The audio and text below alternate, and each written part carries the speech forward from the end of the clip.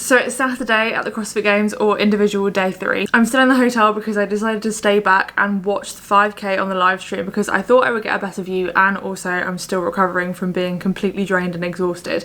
I have got food nailed now though. I'm having like apple porridge that I got from breakfast with peanut butter in it. It's so good. In the evenings I've been having like leftovers from pasta that I ordered and steaming loads of veg and adding it in, and I feel so much better. Like, it's remarkable how much better I feel just having more nutrients in my food. I've been sleeping better, I've been looking after myself more. I just needed a little bit of a wake-up call. One of my main aims with vlogging my experience here at the CrossFit Games is that I want to show you that you can come to the CrossFit Games if you want to. Even if you struggle with anxiety, there's a possibility that you would be able to do this. Obviously it depends how severe your anxiety is and whether you can be in crowds. I personally do struggle really badly with being in crowds of people. I struggle with pretty severe social anxiety. I get overwhelmed really easily, and I've just had to develop some strategies to allow me to do the things that I really want to do. I wear earplugs in the Coliseum, I try and take breaks as much as I can, and I just sort of manage what I can do, and I don't try and pressure myself into doing things that I don't feel like I can do. For instance, I find the press pit really overwhelming, and although I've been blessed with a press pass and I'm really happy with that, I'm really thankful that I've got one, I'm mainly using it for access to the press pit outdoors, and then to try and get some decent seats where I can just get some good shots from the seats rather than going down into the press pit in the athlete area, because obviously my social anxiety is really bad. Press pits are absolute carnage, and I know there are probably loads of people out there that would love to be down there meeting athletes backstage, etc., but I've got social anxiety and it doesn't matter who they are, whether they are famous or not famous. People make me nervous.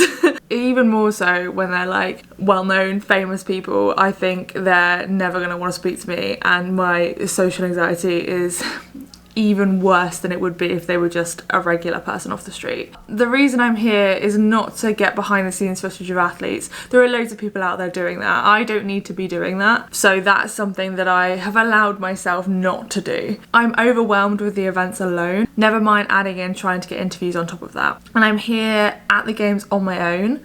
I've actually come to America on my own from the UK and that's huge. I used to travel quite a lot in my 20s, and I've done a fair amount of solo travelling. It can be scary, but it is also totally worth it. I just find that I need to listen to myself and figure out what things I really want to do and not pressure myself into doing things that I feel like I should be doing. I've noticed quite a few things whilst being at the CrossFit Games so far, especially following like the fan favourites or the athletes that I just wanted to follow. One of the big ones is that plenty of athletes have like bad events, or they don't do as well as you kind of expect them to do in events. And it's not as clear when you watch the live stream at home, but when you're here you can actually see people like failing rope climbs or struggling with the sled or getting a position that you would not expect them to get. And that's totally normal, and it happens in competitions all the time at lots of different levels. It used to happen to me as well. You can end up on a podium at a competition but have a couple of bad events and it not massively affect you. But you can also have a couple of bad events and it does affect you, and it affects your placing. Nobody is immune to failure, and it's just part of the game of competing. But I find that really inspiring about the athletes, especially when, like in Justin Mederios' case, he just keeps getting back up again, he keeps trying his best. And Patrick Vellner as well, I think that's why a lot of us like him. And then there's also people like Annie who have had time off to have a baby and come back, and Katrin that didn't qualify a couple of years before. And similar with Chandler, he's really struggled, and he had that incident where he had an asthma attack, and then he's come back and at the moment he's like in second. For me, it's never been the winning that counts, and I'm less inspired by people just doing really well and not facing any adversity. The things that I take away from coming to the CrossFit Games, watching other people compete, especially people at this level, is how they figure out that mindset, how they keep coming back from difficult situations. Seeing people enjoy the competition despite maybe not placing higher, like Katrin is a great example. She was grinning like so much in several of the events, even in the events when she wasn't doing very well. She was clearly enjoying it. I think at the CrossFit Games we expect everybody here to want to win and be the fittest on earth, but actually in reality there are probably a fair amount of people that just want to be here and enjoy it. Danny Spiegel spoke on a podcast recently saying that she had no ambition to win the CrossFit Games. Some years she might qualify, some years she might not. Every time she does qualify for a competition, she's just grateful to be there because she loves the sport and she loves competing. And that is an okay mindset to have. And that's something that we can learn from in our everyday life. We can go home and enter a local competition and not care about the placing and just enjoy the process. For some reason, I think before I came here, I expected a lot of the athletes not to go through that because I think it's part of the broadcasting. You only see the winning, so it almost feels like the kind of bad events don't happen, but they do happen. Like, I've witnessed it this weekend. It's crazy. Of course they happen because they're all human. We put athletes up on such a big pedestal though, don't we? Because we respect them so much. We find them so inspiring. So we almost don't expect them to be human and we don't expect them to have bad events, but it does happen. I believe Workout 8 has been released, but I can't find it anywhere. I think it's got box jumps in it. It's in the Coliseum, and then after that we've got the Olympic weightlifting total, which of course I'm really excited to watch. After today, we cut down to 20 athletes, so there's going to be a load of athletes on that cut line. I'm not sure if any of the ones that we're following are within that bracket, but I'll have a look later. The lift is going to be interesting because I believe they only have 2 attempts for each lift and 20 seconds for each attempt, which isn't a lot. And that doesn't really allow them to max out. It maybe gets in like a safe lift and then a lift where you're pushing. But you really need 3 lifts like an Olympic weightlifting competition in order to get like PBs. Either way though, watching the lifting in the Coliseum is something that I've always wanted to do, so I'm so excited. I'm just going to finish my breakfast and then I'm going to get on my bike, head down to the Coliseum, and we can watch our favourite athletes do test 8. I definitely had like an anxiety attack for like the last hour before leaving and just felt like I couldn't leave, but I'm going now. I took one of my medications and I am feeling a little bit better. I actually lay on the floor for 10 minutes and it seems to have calmed me down. I don't know why I'm panicking. It doesn't make any sense. I'm just going to be in the Coliseum. I'm not even there for that long today. I think it's just been like too long. Right, I'm going to head over now.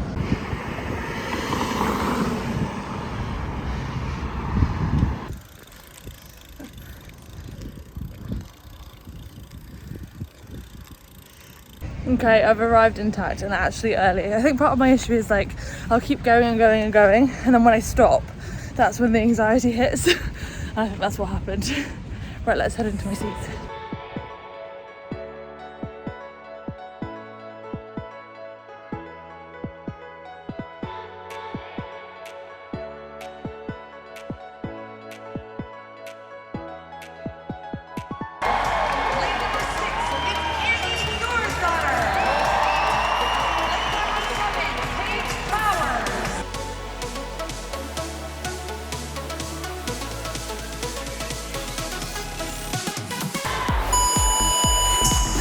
Here we go, ladies and gentlemen. Heat number 2 is underway. They've got 6 minutes to get through this workload.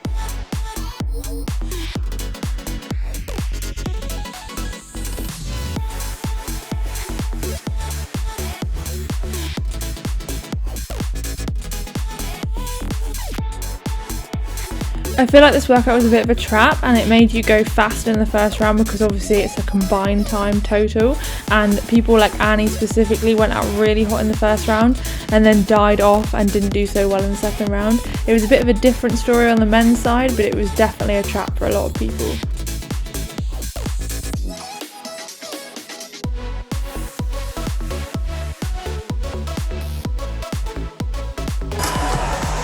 All right, ladies and gentlemen, here we go.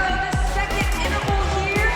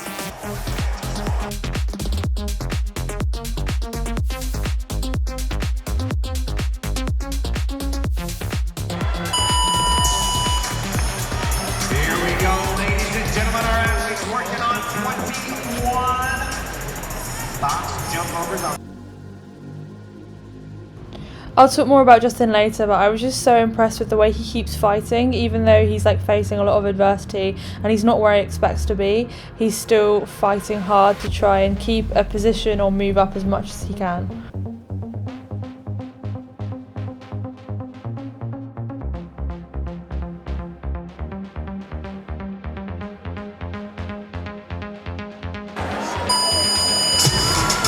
Ladies and gentlemen, here we go.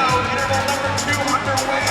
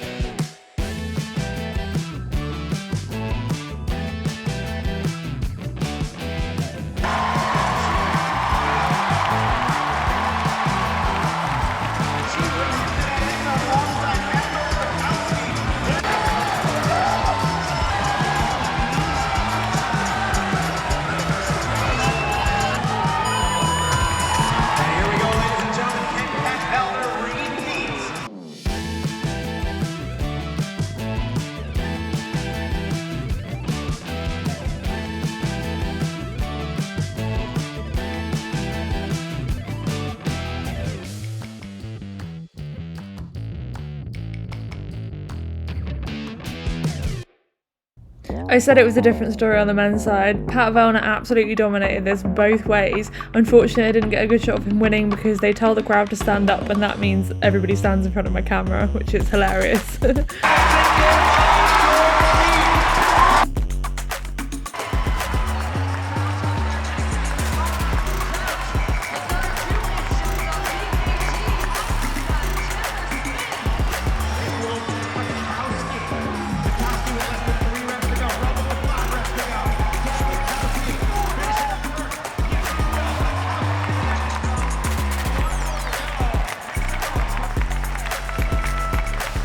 So these events were like back to back and there was no time in between to vlog, but that was intense. And actually a lot of the athletes kind of burnt out in the first round and then struggled to hold on to it in the second round. It was cool that Pat Vellner didn't though, but what a race to watch. Onto the lifting, and this is hands down the most exciting event I have ever watched, ever. Especially with like Olympic weightlifting. It's way more exciting than actual Olympic weightlifting because they went every 20 seconds. And seeing Laura Horvarth with her game face on, she looked angry. She looked like hungry and ready to go, ready to fuck shit up. And just the mederios couldn't stop placing either. And Annie and Katrin, seeing their relationship and them celebrate with each other, that was so nice.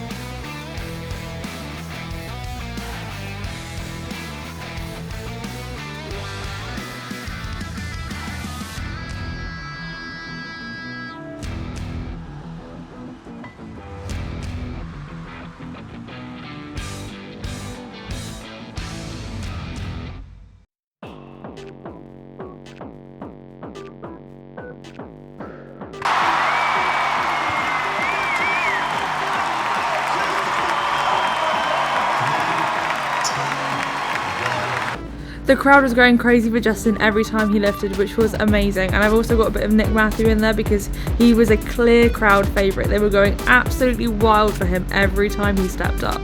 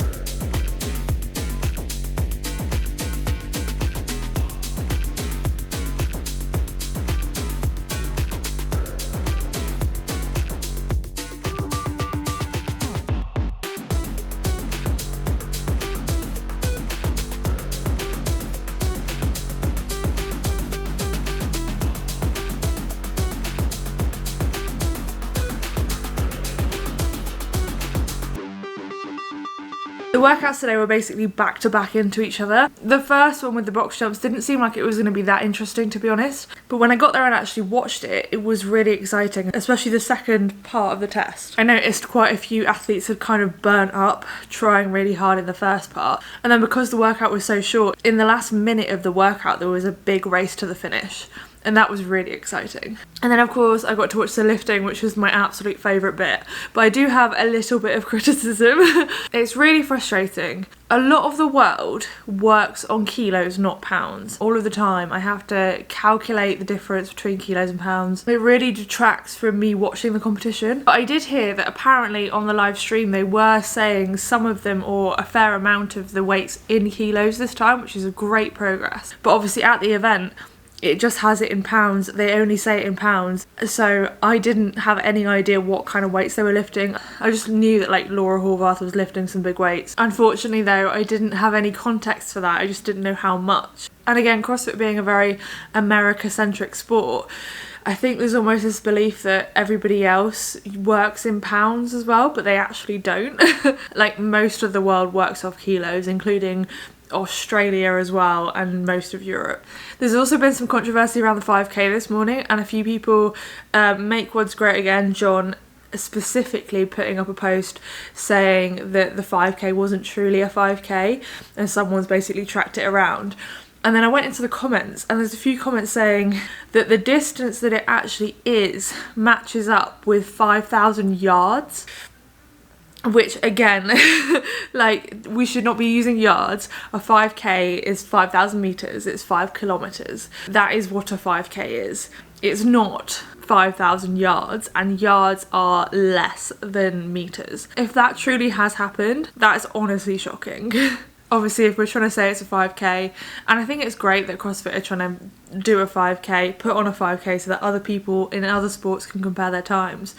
And the times of the CrossFitters were amazing. Unfortunately, if the distance is wrong, it kind of removes the credibility. I would definitely love to see more tests within CrossFit that are like comparable to other sports. So we've had the Olympic weightlifting total. What I found really interesting about that is they had no warm-up weights and no rest going from the snatch to the clean and jerk. Having competed in Olympic weightlifting, I can't imagine any Olympic weightlifters doing it that way. I know a lot of Olympic weightlifters would be exhausted, they would definitely need a lot more warm-ups. It's a very CrossFit way of doing things, but I kind of like that actually, because it's clearly harder, but equally the lifters are putting up some really good numbers that are comparable to totals that Olympic lifters do outside of our sport. It's just the athletes within CrossFit have done so many other workouts before as well. It's the same with the 5k.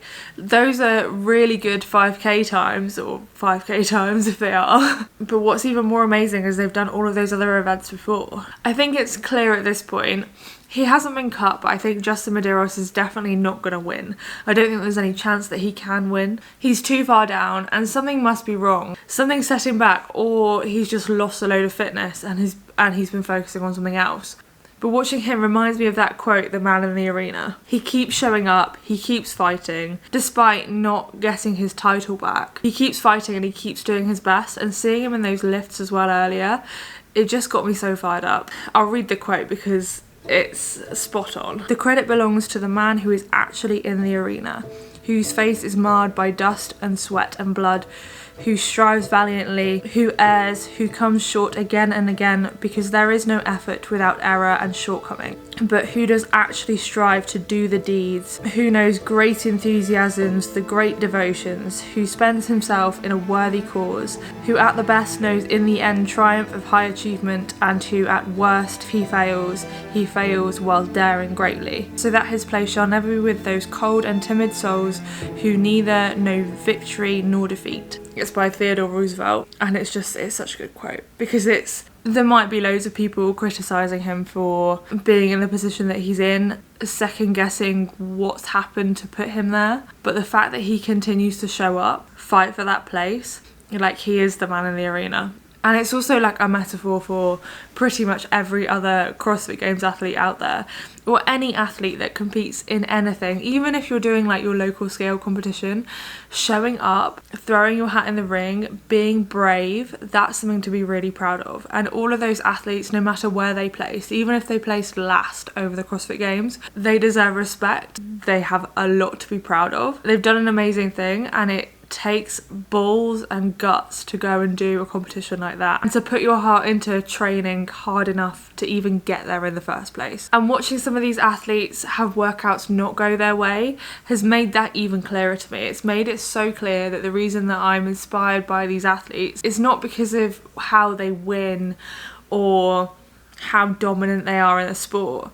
It's seeing how they battle through struggles and how they keep showing back up again, and how they come back after issues and injuries and pregnancies. Even with Ricky Garrard, like after his 4-year ban, I find it inspiring, people that overcome adversity, and that is one of the biggest reasons why I'm so inspired by these athletes, and especially the women as well, because if you think about it, all women within CrossFit have definitely had to overcome some form of adversity, because in the world the way it is at the moment, it is difficult to be a muscular woman. That is stigmatized, and people say stuff like, you look like a man.